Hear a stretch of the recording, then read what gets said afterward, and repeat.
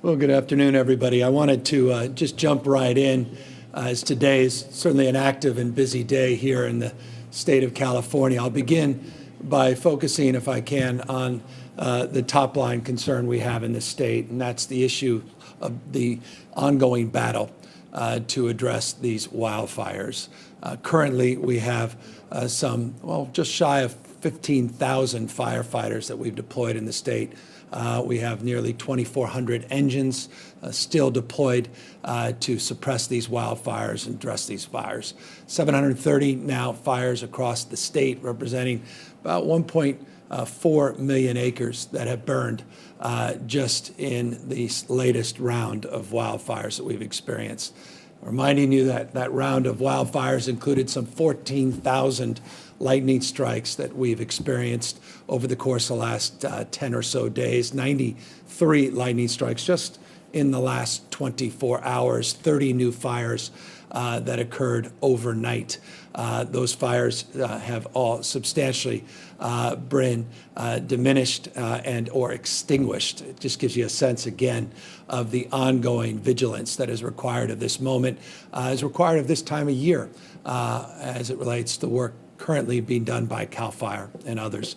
Some 7 individuals have lost, tragically, their lives in 2,100 plus structures that we have identified as destroyed. And I always caution, I did this on Wednesday, I'll do it again today, the number of fatalities that we are aware of, familiar with, and number of structures that we've been able to identify.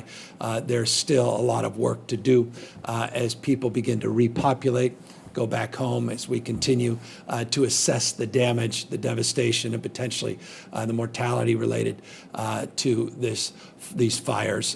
Those numbers that you see on this screen are likely to go up.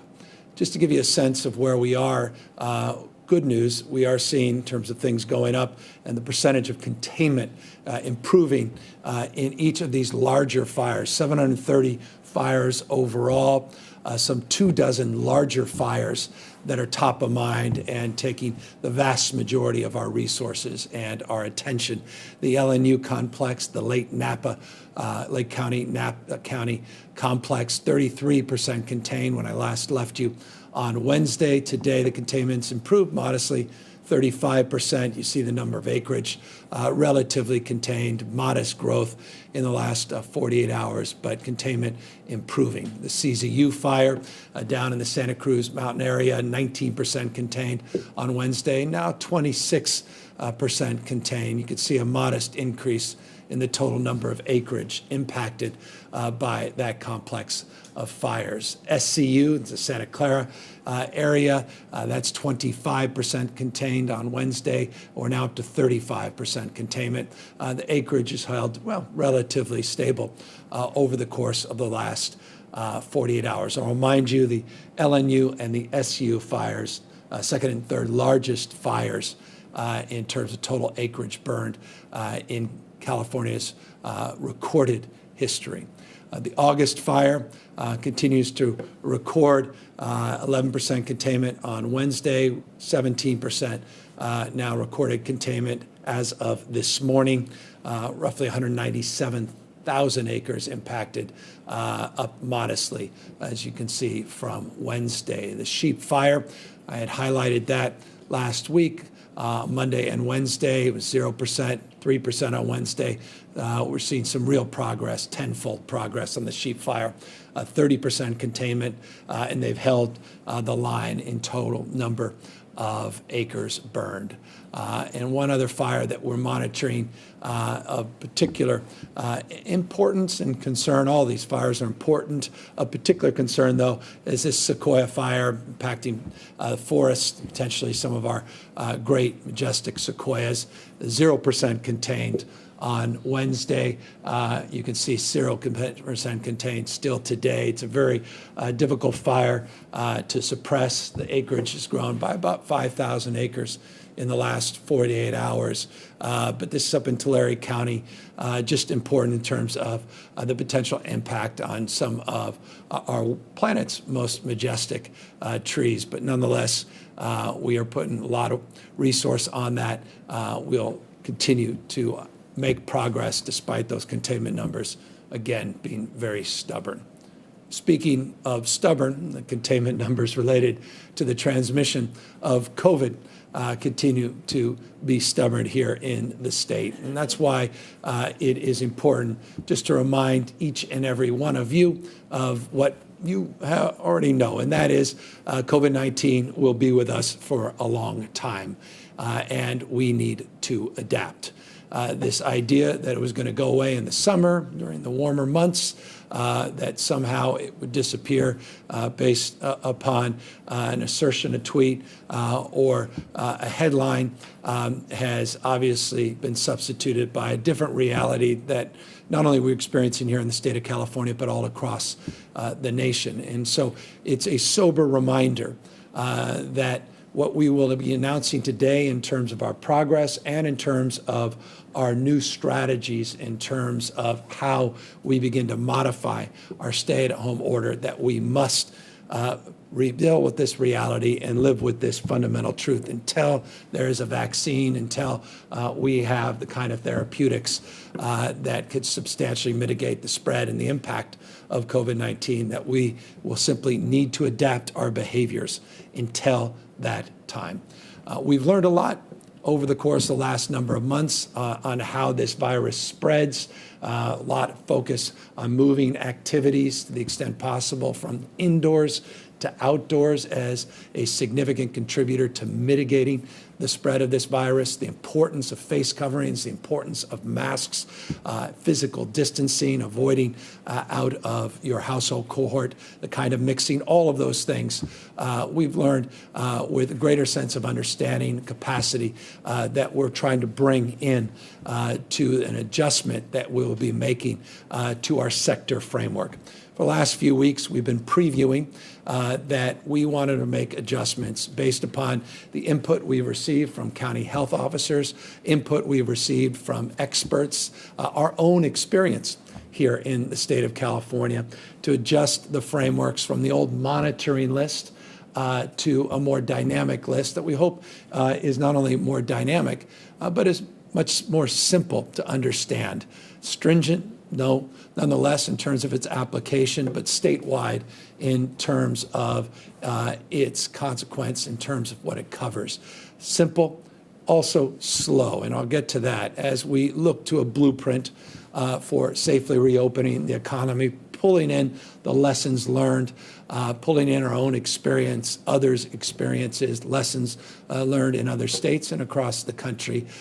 These are the guidelines that foundationally we are advancing as it relates to this new blueprint. We're looking now to a uniform framework, one that provides 4 tiers. You'll be now hearing a lot about tiers, 4 tiers. The colors attached to that, we'll get to that in a moment. 4 tiers, not 58 county variations as we've seen in the past. Process not only for tightening these restrictions, but also loosening these restrictions now are based upon these same metrics. The metrics that we assert are the most significant in terms of giving us a leading indicator of how things are taking shape in a particular part of the state are case rates and test positivity rates. Case rates, number of individuals per population cohort, be it 1,000 or 100,000 that test positive, the percentage of people that get a test that test positive, the positivity rate. So case rate and test positivity will be the new simple metrics that will determine movement within these tiers that we will be highlighting here today. There's also, and Dr. Galley will be highlighting this, an additional health equity consideration. He can talk more about what we're exploring in that space, but that's foundational. Again, always looking at the lens of equity as it relates to the work being done to test cohorts, populations, essential workers, but vulnerable workers and vulnerable communities, low-income communities and otherwise. It is critical that we're doing justice as it relates to the kind of testing we're doing, the specificity and targeted communities that we're testing, because we don't want to see people game these numbers. Here's what we're looking at. We're looking at these 4 tiers, color-coded, making it a little simpler for folks. Purple red, orange, and yellow. We don't put up green because we don't believe that there is a green light. It just says go back to the way things were or back to the pre-pandemic mindset. Quite the contrary. These are the guidelines, these color-coded county guidelines that we're putting forward to get us through this flu season, to prepare for the upcoming flu season, this twindemic as sorts, as we deal with flu and we deal with COVID-19, to work through the next few months here in the state of California. Again, this is a dynamic process. It's an iterative process. We are not stubborn in terms of an ideological thrust. It's the work we're doing and the considerations that we make in real time with experts and county health officers and members of respected industries and members of the public that provide guidance and feedback. But the guidance and feedback we have received that helped us put this in place, we have advanced and engaging in seeking that guidance and collecting that guidance over the course of many, many weeks to put together the chart that you see in front of us. The purple part of this, the risk level, we refer to as the county risk level as widespread, is what commonly was referred to in the past as the old monitoring list, the old watch list that you may have seen in the past. Let me give you an example. We had 34 counties that were on the old monitoring list, the old watch list. Now, that list, broadly defined, and I'll be specific about the distinctions, is defined now in this purple category as the widespread as it relates to the impact, the community spread, the background spread of the COVID-19 virus. New cases that are more than 7 per 100,000, which, by the way, that's a daily case rate. It works out to be roughly exactly the old case rate of 100 per 100,000 we had for a 14-day period, 98.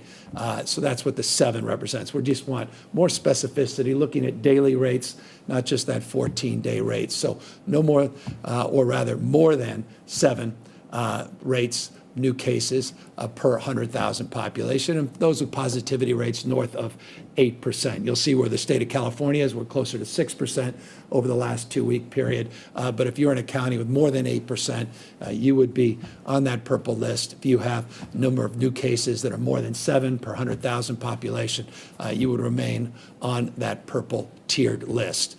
Dr. Galley will come up in a moment and say what that means from a sectoral perspective, what that means from guidelines as it relates to individual cohorting, group cohorting, the expectations, rather, we have in terms of individual and group behavior. But let me quickly go through just some of these other colors before I bring up Dr. Galley. So the purple representing what broadly was defined as the old watch list. The new sectors now, 3 tiers, as we refer to them in these new guidelines. The red tier is substantial spread. That's reflected 4 to 7 cases, new cases per 100,000, and positivity rates that drop below 8% and put us above 5%, so 5 to 8%.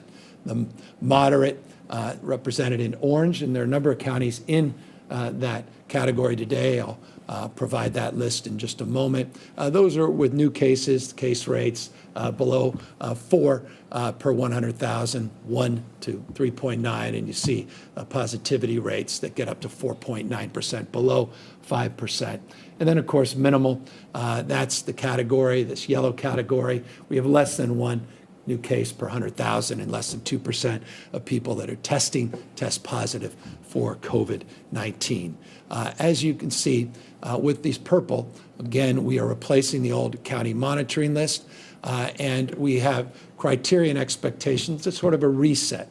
The counties that start in the higher tiers, higher than that purple tier, have to be in that tier with criteria within that tier that have met for at least 2 weeks. One thing we've learned from the previous reopening experience, something I'm asked all the time about what is the experience you had in the past, what are you incorporating in terms of new considerations in this new approach. One of the things is making sure that we really hold strongly to these buffers in terms of criteria and data, and holding that criteria and data in line for an extended period of time. You'll see here in a moment, we want to extend that period of time even beyond 2 weeks as it relates to people moving into new tiers. But you at least have to have stability for 2 weeks, and we'll talk more specifically about, again, what that looks like. We're going to begin our new assessments on a weekly basis every Tuesday, and we'll be updating every Tuesday the county monitoring list as we go. Here's our snapshot where we are today. Number of counties, again, represented in purple, 38 counties, red counties, and orange, you see 9 and 8 respectively. Yellow counties, the minimal is represented by 3 specific counties. So again, 38's roughly in that range, 34 the last time. Remember, counties come on and come off the old monitoring list, roughly about the same number of counties. With the new criteria, we capture a few counties that were just coming off. They're likely to come out very, very shortly, and you'll see that update in a moment. We, again, expect this to be a dynamic list and continue to see people move into different tiers and certainly move into a different mindset in terms of how we can approach a lot of the activities within the respective counties. 87% rather, of people living in the state of California are living in these purple counties. Again, 38 counties representing about 87% of the population, 12% in red, 1% in orange, 0.1% in yellow. So you get a sense of how stubborn this process is, why we say statewide, stringent, but we also say slow in terms of our ability to move into these different tiers. Again, here are the tiers in the represented colors, and in each tier, in order to move out of those tiers, there's now a 21-day mandatory wait time, 21 days. When we did this the last time, Dr. Galley will talk a little bit more specifically about our experience in terms of the health orders we put out. We put out guidelines. They didn't mean go, but we empowered the counties to make decisions based upon attestations and partnerships that had to form with county health officers signing off with county officials on their ability to move. We're going to be more stubborn this time and have a mandatory wait time between moves. We didn't do that last time, and that is a significant distinction between what we've learned from the past and what we now are advancing in this more stringent, but we believe more steady approach to moving counties within tiers and modifying the activities within those respective counties. We also have our criteria, not just 21 days on moves between tiers, but also 2 weeks of some stability and steadiness before you move into those tiers, as well as a recognition that every week we'll continue to assess and we'll update the EPI criteria, the EPI data, the epidemiological data, so that we're sharing it with you, the public, sharing it with the county, and you'll see in a moment a new website and a much more dynamic, we hope much easier website in terms of accessing information, providing, we hope, more transparency in this space. Again, because you may have seen this for the first time, this may not be as easy to understand, perhaps, as the old watch list, but the purpose, our emphasis in terms of how we're approaching this is we believe this is much more simple, much more transparent, easily monitored by individuals, not just by business representatives, but also by county and state health officers. We have criteria that also toggles forward, but also toggles back. Moving back, if you fail to meet the criteria for at least 2 straight weeks, you'll have to move back into the old tier. And Dr. Galley, in just a brief moment, will come up and talk about this emergency brake we have, because we're not completely abandoning this notion of ICU capacity, hospitalization capacity, the other criteria that is very, very important. No one is denying the importance of that criteria. We're just not leading with that criteria. We're leading with case rates, and we're leading with positivity rates as the 2 leading indicators, as a simple measure to move within tiers. But again, the ability in real time to address criteria of conditions that may radically change in one county or another and various factors. We also have proposals and processes in place where we have this so-called emergency breaks, again, like things that include hospitalizations. I want to provide this slide as an introduction to Dr. Galley. He'll explain what's on this slide, that 3,142 and the date that's attached to that and the current number of a little over 4,200 and what it represents today. You see it's number of positive COVID patients within our hospital systems. It's a sober reminder of what we are announcing today and what we're not announcing today.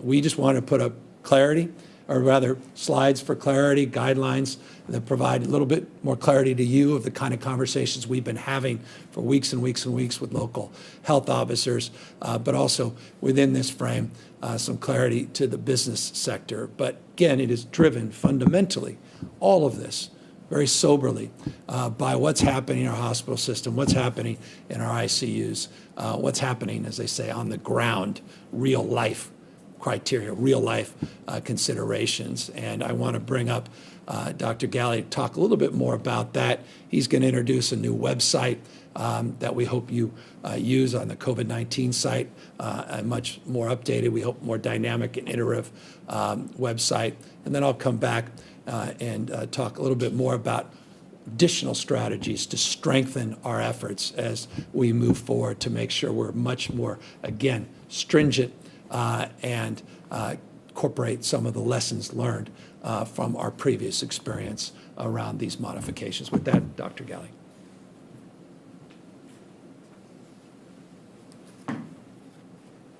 Thank you, Governor. And thank you all for tuning in. I want to pick up where the Governor left off and just talk about this slide that's in front of you. Really, today we're talking about a framework and moving forward. Not about reopening. It really is important to pay attention to the three numbers on this slide. You see the 7,170 number, our really peak of hospitalizations last month, July 21st. And although we have come down nearly 40% or just over 40% to 4,205 today in our hospitals, it's still higher than we were back in June and at the beginning. And even when we started to have certain business sectors begin to increase their own activities, we were lower than we are today. And so this is just an important message to remind people that we're not out of the woods. Really, the points that the governor made when he began talking about COVID, that we need everyone's effort still, that 40 million strong came together to really bring the curve down, and now we need 40 million to continue to come together to crush this curve, get 4,200 hospitalizations further down as we go forward. And that this is going to require us in this new framework that's really built around being statewide, being stringent, and being slow. So I want to take a moment before I go through this example of how a county can expect to use this tiering system, how the people watching, tuning in, might go to the website that I'm going to introduce in a moment and look and see, well, our county is in this tier. What does that mean for me? What does it mean for the business down the street? But before I go into this example, I want to reiterate a couple of points that the governor made. First, counties are going to be slow moving through this. So if you're assigned a tier today, starting on Monday, you should expect to be in that tier for at least 3 weeks. And then before you move to the next tier, let's say you're in red, and before you move to orange, you will have had to meet the criteria to be in orange for at least 2 weeks. And so that's going to allow us to feel confident that the transmission in that county that is appropriate to move to that less restrictive tier. So we don't have to move quickly forward, only to move back sooner. And so we're going to continue to use this 21-day, 3-week standard within a tier, but really look for stability and improvement for at least 2 weeks to move on. That might mean that a county spends 3, 4, 5 weeks, maybe longer, depending on how transmission improves in a specific tier. I also want to say, before we get into this specific example about museums, zoos, and aquariums, to talk a bit about schools. On July 17th, we put out guidance and said counties that came off the county data monitoring list, really pegged to what is the purple tier, the widespread tier 1, that they could 2 weeks later begin to have the conversation about opening schools in that county with districts, families, others, to determine when the right time is. Still today, once a county is off of purple and they're in red, they would still have to wait 2 weeks to open up schools and have those important conversations. So this has not changed. We still have you come off what is essentially the data monitoring list and into red with a 2-week waiting period. So let's go over this example. So if today, as the governor showed the map of which counties are which color and which tier, you see your county in the purple tier, you know that museums, zoos, and aquariums in this example are still only allowed to do outdoor operations with modifications. If you're in a county that is tier 2 in red, you can not only do outdoor, but some indoor activities up to 25% capacity of those settings can begin to operate, and so forth. Getting into tier 3, the capacity limit goes up to 50%, and then tier 4, open indoors with those ongoing modifications. What are those modifications? It's all the things we've been talking about for months. Physical distancing of at least 6 feet, control over the requirement to mask while you're in the presence of others, and to make sure that if you're one of the industries that requires some symptom screening at the front door, that those things continue to happen. So I wanted to take this opportunity to introduce a new website that will be live shortly. It isn't up quite yet. That is a refresh of the covid19.ca.gov. And as you can see here, you can go to this page and type in the County Fresno, choose hair salons and barbershops, and then it will pop up and show you what color Fresno is and that sector, whether it's open or the degree that it's open. And as you can see here, that hair salons and barbershops in the purple widespread will be allowed to operate starting as soon as Monday. I want to remind you one other factor, that not only these are the state guidelines, county guidelines may be more stringent than what the state says. The state's order cannot be at the county level made less stringent, but if a county sees conditions that cause them to be even more stringent than the state, that has always been the way California worked. It's been the way California has worked throughout this pandemic, and that will continue moving forward. So with that, I'll turn it back over to the governor. Thank you. Thank you. So again, 4 tiers, 4 different colors. Very simple way of finding out more information by sector, by county, by going to the covid19.ca.gov website, covid19.ca.gov website. This example of Fresno is just one of many examples. This example specifically to barbershops is one, again, many industries where people want to get information, want to know what is allowable pursuant to these guidelines based upon these tiers. And it wasn't important, it wasn't just an aside. It is an important note that barbershops, based upon these new tiers, even in this widespread, this purple category, can reopen. But all of this always subject to, if indeed local health authorities, local health officers want to be more stringent, subject to their attestation as well. So we're trying, in the spirit of collaboration, to allow for localism if there are certain criteria where local officers feel there needs to be more stringency. But as far as we're concerned, in 58 counties in the state of California, regardless of what tier you're in, as an example, hair salons and barbershops can be reopened. We also are very mindful on the experience that we had going back now a number of months. That it's one thing to put out guidelines. It's one thing to have a website. It's one thing to have information that may be universally or at least, broadly shared within sectors, within industries, within the healthcare profession. But for people, for you, for me, for folks that are going about your day-to-day lives, oftentimes it's much more difficult.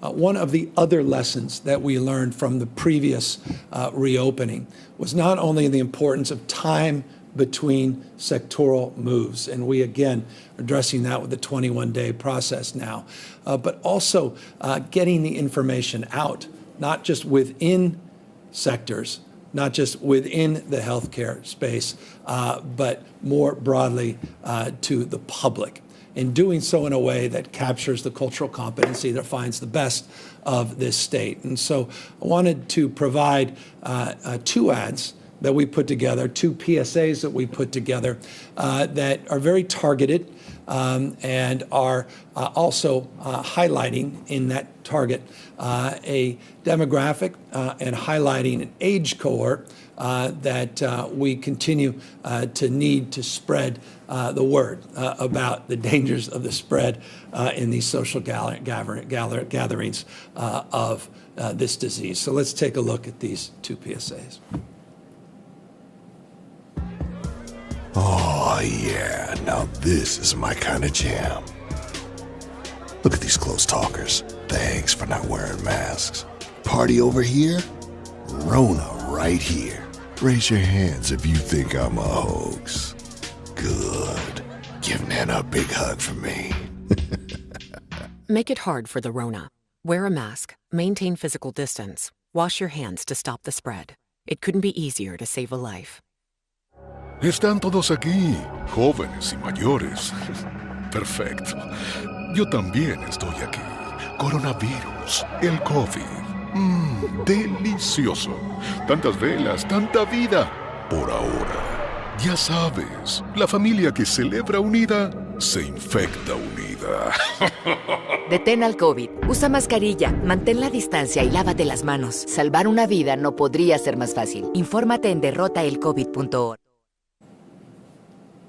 You can see from those 2 ads, we very intentionally focused on young folks that may not feel the impact of their decision-making in social gatherings having an impact not only in terms of increasing the chance that they themselves will contract COVID-19, but the possibility of significantly spreading COVID in those social settings. And then number 2, clearly, multi-generation families, people coming together, maybe letting their guard down. I think those scenes are very familiar to many of you that may be watching. And those scenes are exactly the kind of scenes we want to, well, at least mitigate in terms of the impact of those gatherings and they're having in terms of the spread of this disease. And that's why you'll see a lot more in this space, more bilingual ads, more PSAs, more outreach to individuals,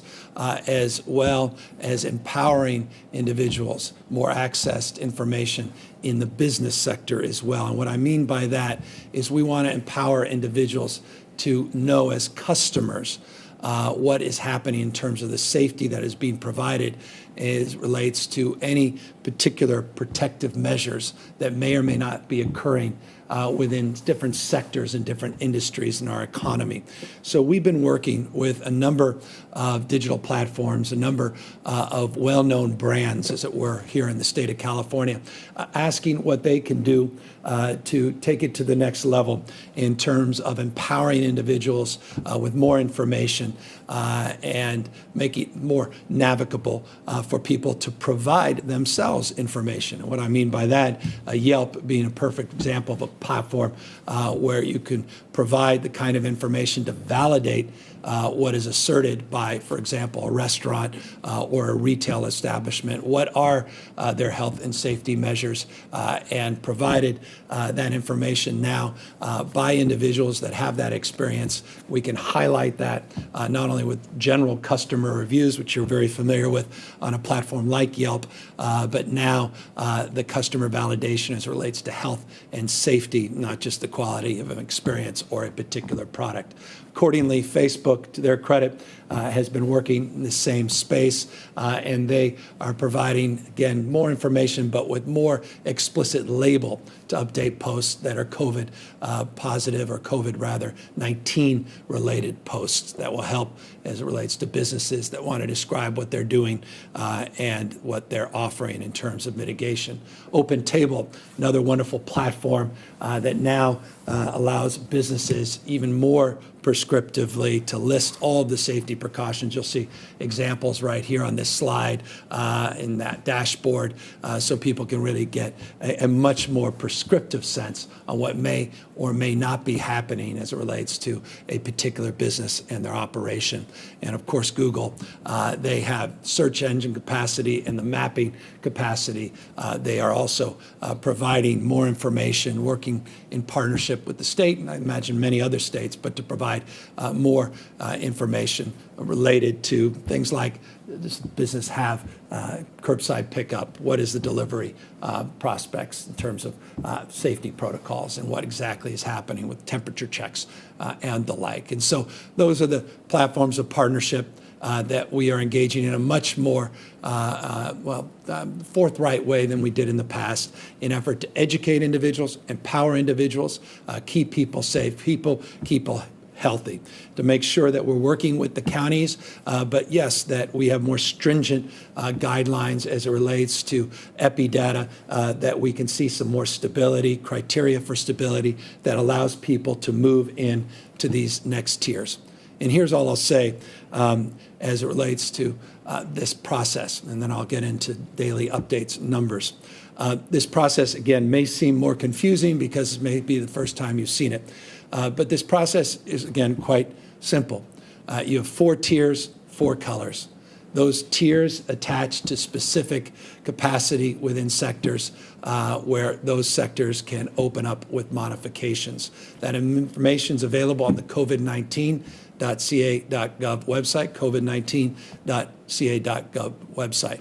But if you're a county representative, you're a county health officer, you're a local leader, the 2 things that you should pick up from this presentation that are the most impactful, the most important, is getting that positivity rate down and getting that case rate down. Those are the 2 measurements, the criteria that can move your community forward.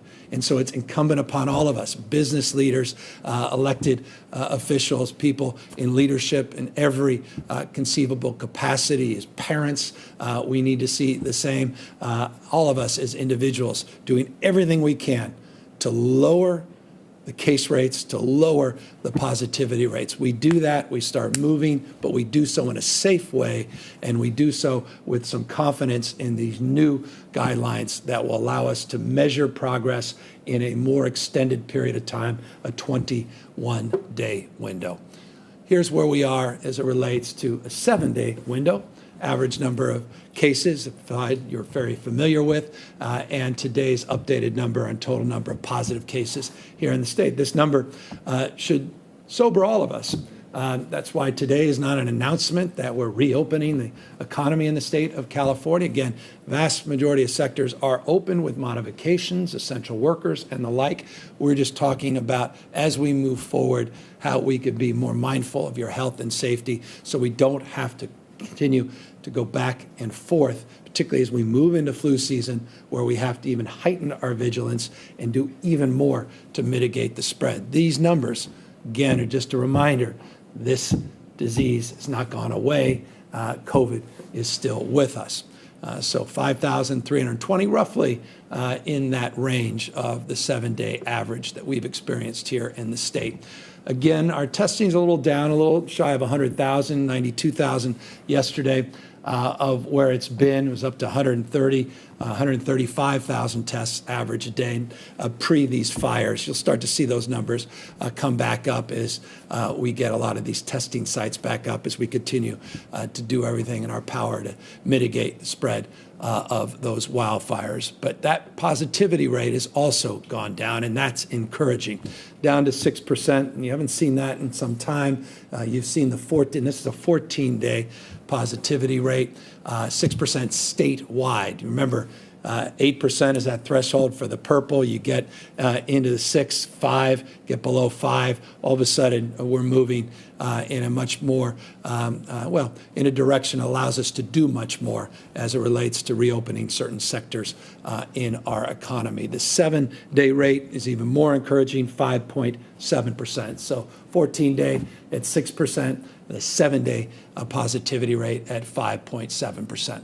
Continues to also be encouraging. The number of hospitalizations down 18% over the last 2 weeks. And in terms of total number of positive patients with COVID-19, about 6% of the total capacity, total number of people with COVID-19 as it relates to total number of beds within our hospital system represents about 6%. It's holding consistent where we were on Monday and Wednesday. As it relates to ICU admissions, not dissimilarly, hospitalization numbers decline. We tend to see the same with ICU admissions, 19% increase in that case over a 14-day period.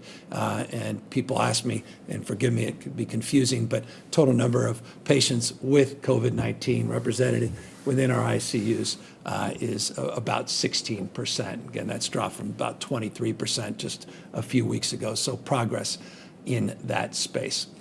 Always progress, and most importantly, exists and resides within you and in the space that you create, the space between cohorts, the space between people outside of your households, the space between strangers that will fundamentally matter more than anything that we are asserting and advancing here today. Your actions matter. Good behavior is also contagious, not just COVID-19. And so we want to model good behavior, continue to wear those face coverings and masks, continue to consider the impact, particularly as we move closer to Labor Day, the impact of multi-generational events, household events where you bring your neighbors, friends, your cousin you haven't seen in months, your aunt, your extended family members, even second cousins that are just driving through that want to drop by.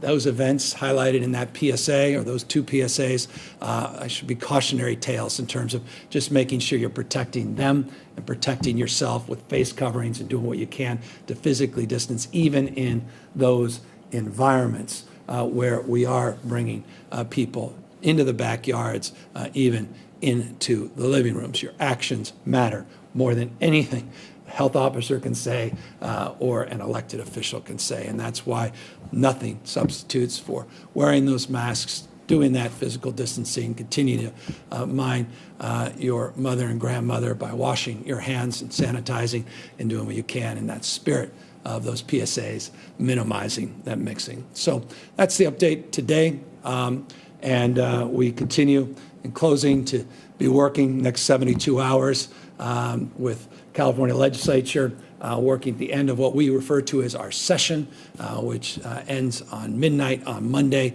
Many, many dynamic things occurring, not least of which we did land on an agreement on evictions, and I'm very pleased to announce that and look forward to talking more about that in detail as the details present themselves in what we refer to as print, meaning in the bill language that will cross both houses of the Assembly and the Senate and land on my desk for signature. And so I just want to extend appreciation to all of those leaders that worked hard to bring parties together. And I just want folks to know, broad strokes, that we were able to accommodate each other's points of view. Not everybody pleased with every detail. That's the nature of negotiation.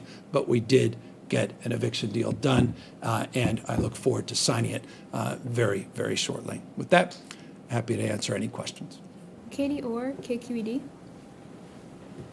Hi, Governor. Thanks for taking our questions. As it relates to the eviction moratorium deal, can you tell us a little bit more? Does this just include renters? Does it include homeowners?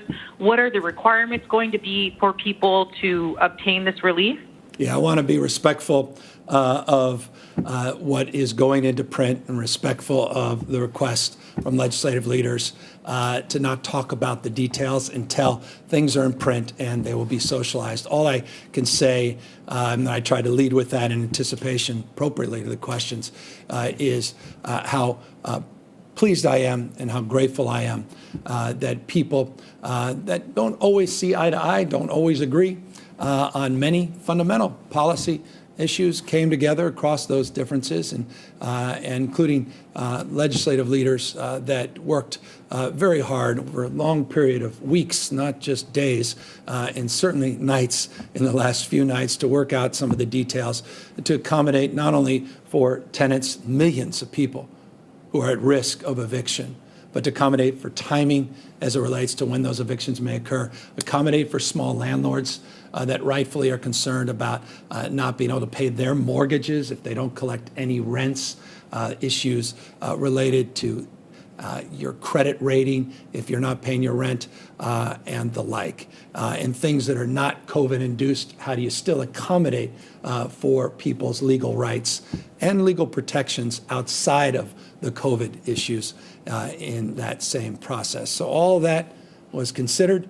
All of that was put together in a blended package where we incorporated those considerations, and quite literally may already be in print as I speak. We are putting that in to writing and certainly become public momentarily. Jeremy White, Politico. Hey, Governor, I guess I'm not going to get you to confirm any details of the evictions deal. So I will ask you, on this new framework, you have consistently said that hospitalization and ICU data is the more accurate metric for COVID, given testing lags and whatnot. So why leave that out of the reopening framework and instead look to testing metrics? Yeah, it's a conversation we've had throughout this process for many, many months. Dr. Galley is literally 6.1 feet away from me, already standing up. And let me give him first shot at answering that from a health perspective. It's exactly the dynamic of the conversations that we've been having, not just amongst ourselves, but with local health officers as well. And I'll get back to you with my thoughts after he gets back you with his. Thanks, Governor, and Jeremy, thanks for the question. I want to say a couple things about the focus on really just two metrics, and these are not the earliest metrics, but they're pretty early metrics depending on testing in some rate and our ability to find cases and case identification. We know that when you find a case today, that it has a chance to end up in the hospital 3-4 weeks down the road. So if we really want to be focused on catching early indicators of transmission, these are the right indicators to focus on. We still maintain that those hospital numbers are very reliable. I often say hospital numbers don't lie. People who are very sick, thankfully in California, have largely been able to get to the hospital and get the care they need. So those are accurate and good numbers, but we want to aspire, as we should, to be as early as we can. And with the testing supplies improving, California's moves to really control our own testing destiny, working to get turnaround times down, and looking at the data differently, looking at daily case rates rather than just over 14 days, looking at those as a 7-day average, and introducing something that we call the 7-day lag, which gives us another bit of time to wait for the data to come back. Some test results that might not come in right away. We're giving ourselves another 7 days to be able to have all that information come in. That gives us a degree of confidence working with our county partners that those will be increasingly more reliable numbers and a way to help us guide the future path. That said, I want to remind you what the governor talked about, this emergency brake, that if we see hospital numbers starting to really increase, that the ICUs in a neighborhood, in a community are becoming overwhelmed, and that county is experiencing that across many communities, We will work with that county to make more immediate changes and pause and maybe even take a step back. So we feel confident that this is the right way to move forward. I also want to mention that we've talked a lot about testing, contact tracing, isolation, these important tools to get that case rate down, your test positivity down. Those things are also still being tracked. We're working closely with our counties on those so that we can make sure that those tools are optimized and used well so that counties have the best chance to keep their positivity rate down, their case numbers down. So in the vein of being simple, we chose these two metrics as early enough indicators, but that really do take into account so much of what is happening with transmission in those communities. We also know that it allows us to continue to emphasize these important harm reduction, risk reduction approaches of making sure that we're focusing on wearing that mask, physically distancing, washing hands, looking out to what you do when you're with family members, just as we sort of showed in the new PSA videos. It allows us to continue to focus on those more upstream activities and not so much only look at hospitalizations and ICUs. That said, we will never take our eye off those numbers, and we are proud and continue to build on our surge capacity and making sure we're ready if and when it's needed in the future. I'll just reinforce, Dr. Galley answered it comprehensively, that emergency brake is foundational. Again, we're not throwing out any consideration of the other criteria that you're very familiar with, that all of us should continue to be very soberly familiar with on ICUs. This relates to hospitalizations as well as Dr. Galley said, the importance of continuing our work on contact tracing, continue to substantially improve our access to testing and targeted testing, our ability to continue to monitor all of that, and the dynamic engagement will be a big part of the next few months, and those ongoing efforts will continue. One final point, it's not only those criteria, those two leading criteria as it relates to case rates and positivity rate, but it's also hand in hand now with a 21-day process that is more stringent, that gives us a real sense of that epi-data, that epidemiological data as it relates to what that means from a leading indicator, what that looks like in terms of really giving us a sense of where the stage is and where we are heading over the course of almost a month. Kathleen Renane, AP. Hi, Governor. I don't see amusement parks on the sector guidance list that your office put out. So what does this mean for Disney? And then is it still your belief that sports with fans, live theater, and concerts won't be allowed in the state until we have a vaccine? Well, and certainly not through this process. We're still maintaining our current status as it relates to those large events, those large sporting events, specific to the issue of many, not just the one group that you mentioned, the one brand, but other amusement park operators. We are working with them. We set our discussions aside on that. They're forthcoming. It is a very dynamic conversation, and so we didn't include it in the update today. That is a separate conversation. It's an easier one to have, frankly, with some of the larger ones. We're trying to accommodate for some of the other amusement activities in this state, and so you'll be getting that as soon as we work through that. One of my afternoon meetings is in this space, and we're actively looking to see where we land on that. Medeiros Bab, KSEE. Hi, Governor.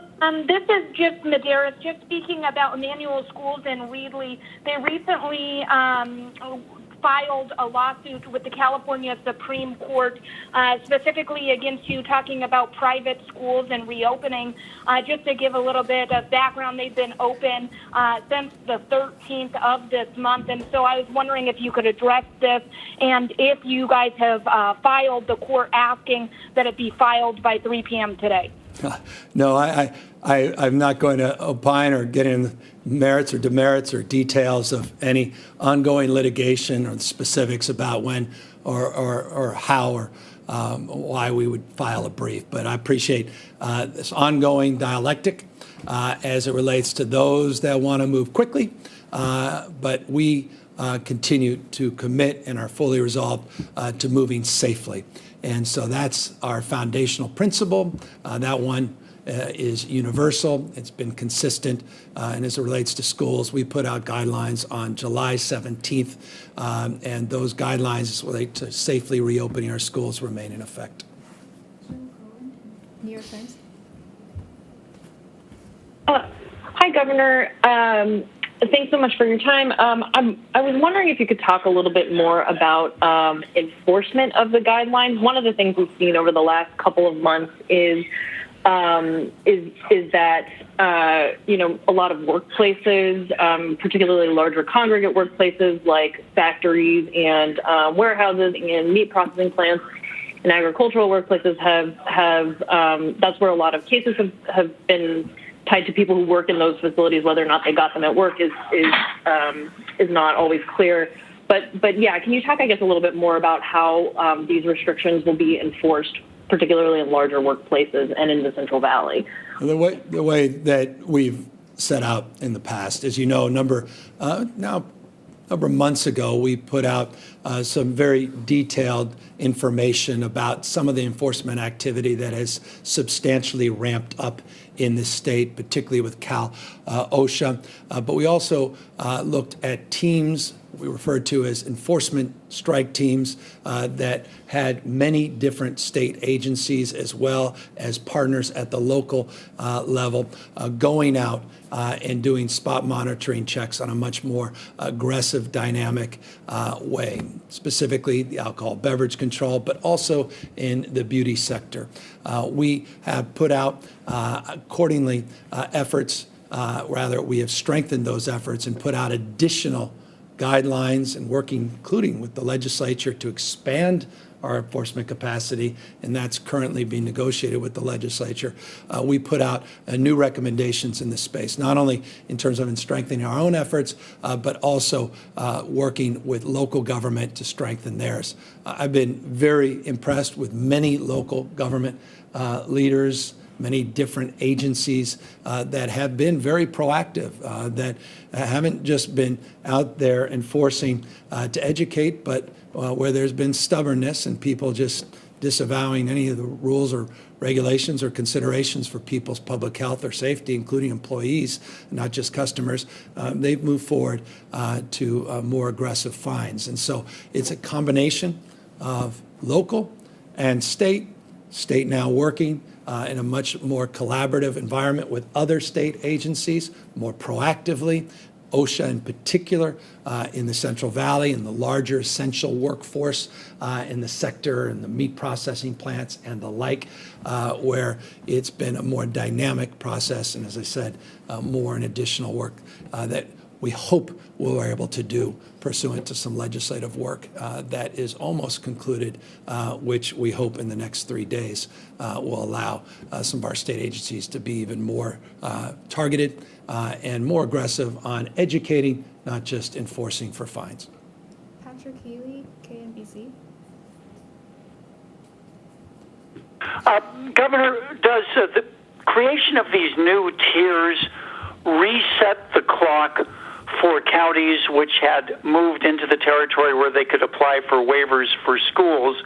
And also, if you could amplify on these categories, will any counties be affected on Monday so that they can do or cannot do things that are permitted now? Thank you. Yeah, I can't anticipate what happens on Monday. And what happens on Monday is determined on the epi data that comes in tomorrow, which I don't have, Sunday, which I don't have, and Monday morning. So specifically what happens over the next 3 days, or at least 2 days of collected data will make that determination. Again, this criteria is very explicit in terms of the 8% or below.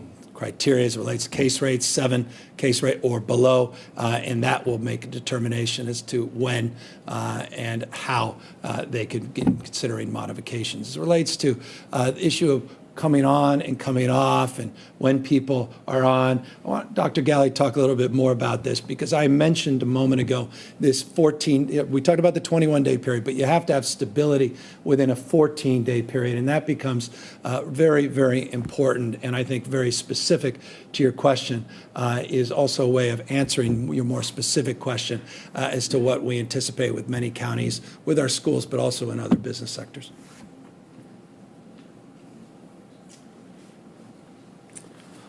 Thank you again for the question. It's an opportunity to clarify around the K through 6 waivers that I think you're discussing.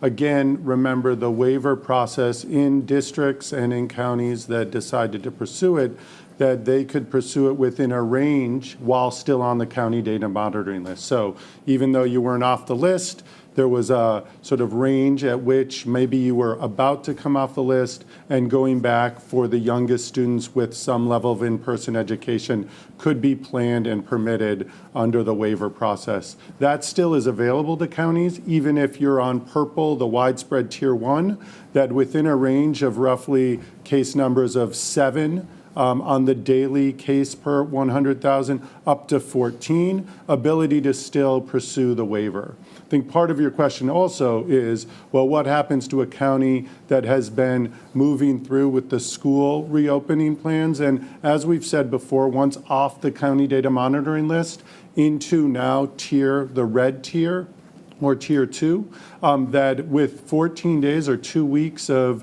waiting in that red tier, that they can pursue opening schools at the discretion of the local health officers and the counties and all of the local school districts in that planning.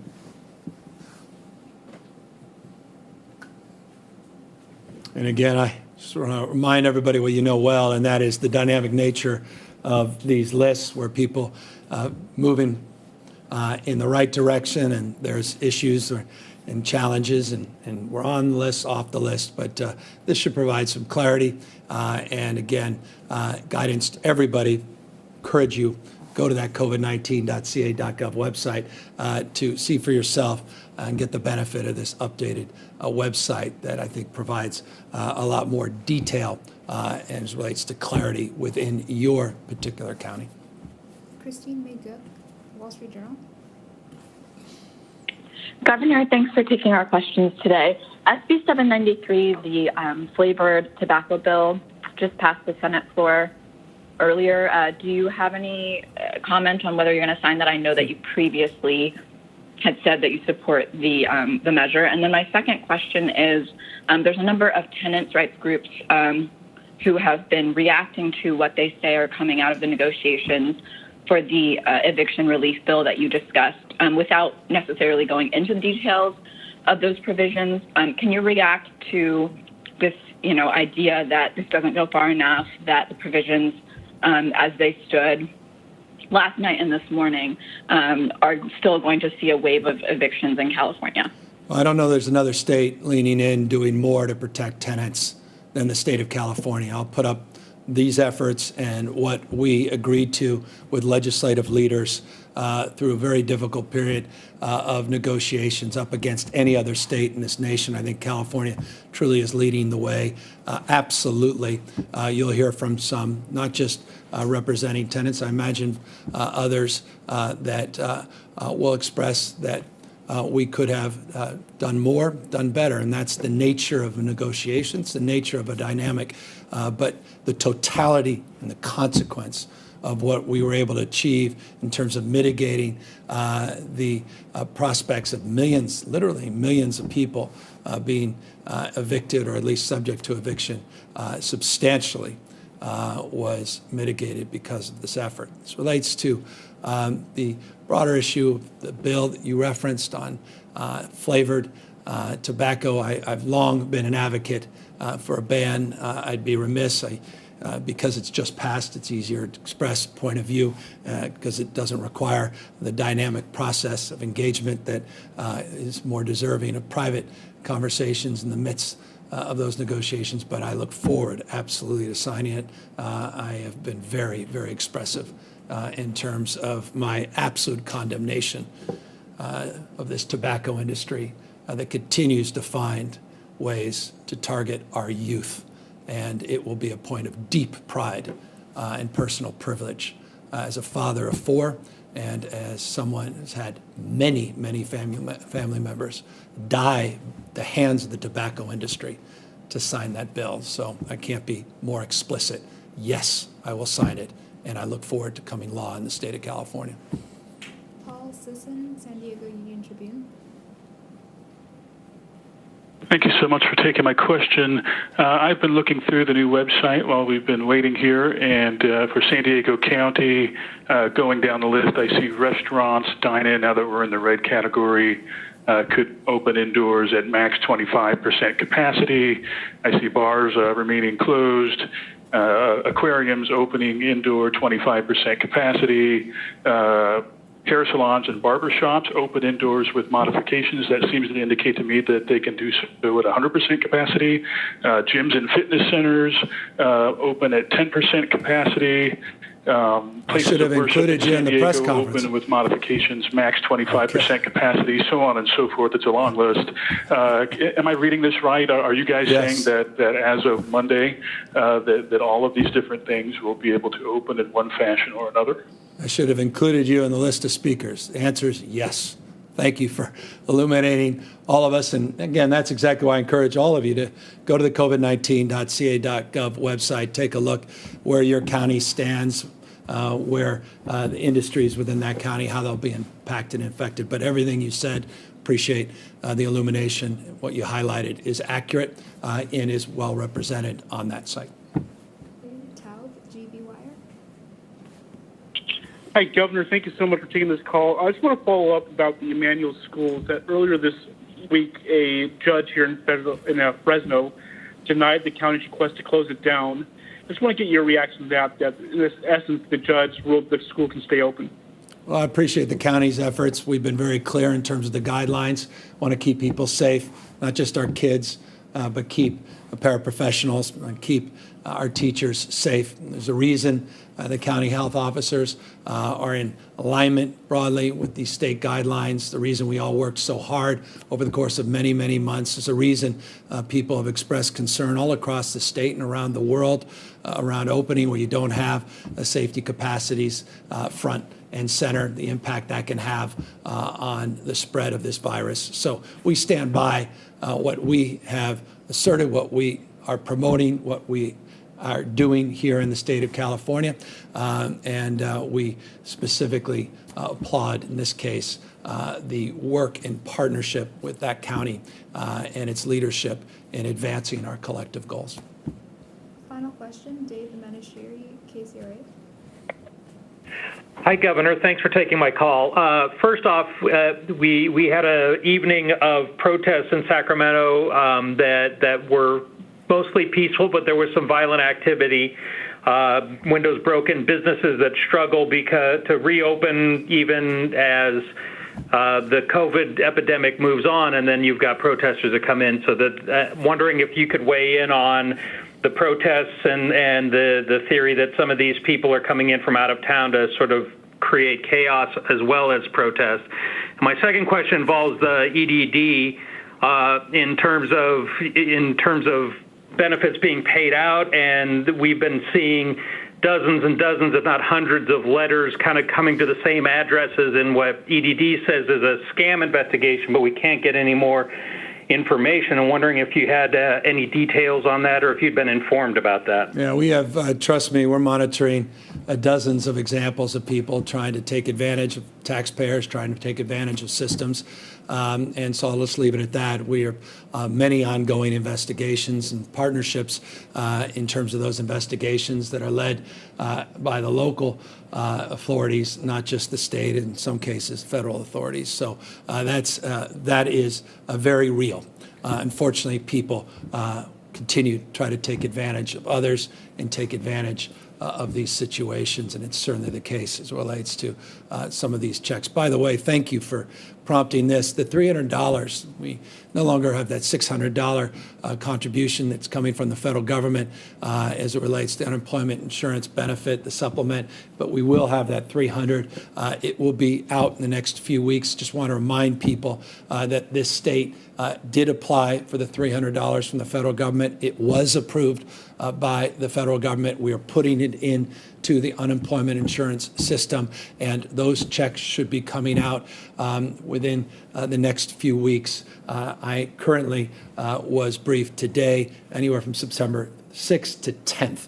And so that's roughly the period of time to which those checks will be made available. It's a process that goes back and forth with the federal government, but it looks to be progressing very favorably, and our system will be capable of distributing those checks within roughly that period of time. So thank you for prompting that. Number two, as it relates to specific protests that may have occurred last night, I've been monitoring as governor of California, 58 counties, there are protests of every different stripe and size, quite literally happening all across our state, including some others in the Bay Area, not just in Sacramento. So I don't, with respect, have the details of the concerns that you're raising around what happened specifically in one city last night. All I can say is this. I respect and revere people that express their point of view. What I don't respect, what I don't revere, what I condemn is people doing it in a way that puts other people's lives at risk or destroys other people's livelihoods and or property. I don't think that's constructive. I don't think it adds to the conversation. I think it gets in the way of the purity of many people's causes, and that's to bring to light, as been the case in many protests, not all, many protests, is the issues of racial justice to the fore in Americans' consciousness. I applaud that and I respect that, but I don't respect, I don't know how anyone could, someone coming in and destroying someone else's property, particularly small businesses that are already struggling, and that just has no place and always should be called out and condemned. So that's broadly my response to your question, not specifically because I don't have the benefit of the specific example that you cite. More broadly, though, let me just express my appreciation to everybody that put together this presentation here today, rather put together this new process that we have unveiled today, these 4 tiers, 4 colors, the 21-day buffers between moving into respective tiers, a much more simpler, much more specific criteria for moving into tiers, case rates, and positivity rates. Thanks to all of the county, our local health officers that worked with us, to business community that worked with us. I recognize in closing that when you put out something as detailed, and was obviously represented by that one individual that commented about the specific sectors within a specific county, with the details that are present on this COVID-19.ca.gov website, that people will have opinions. And I want everyone to know we value those opinions, and we are not, as I say often, ideologues. Open argument, interested in evidence, led by data, led by science, but more important than anything else, led by a core fundamental principle, and that is to keep you healthy and keep you safe, and to do everything in our power to reopen this economy. And that foundationally will not be advanced until we mitigate the spread of this disease. There is nothing more potent and powerful and impactful to reopening the economy in the state of California than ending the spread of COVID-19. And so let's continue the thrust of focus, get these schools reopened, get our businesses reopened, particularly our small businesses, by doing everything in our power to mitigate the spread of this disease. And that must be and continue to be our top priority here in this state. So as you move into the weekend, continue to do all you've done to practice the physical distancing, wear a mask, and be safe yourselves. Take care, everybody. We'll be back next week.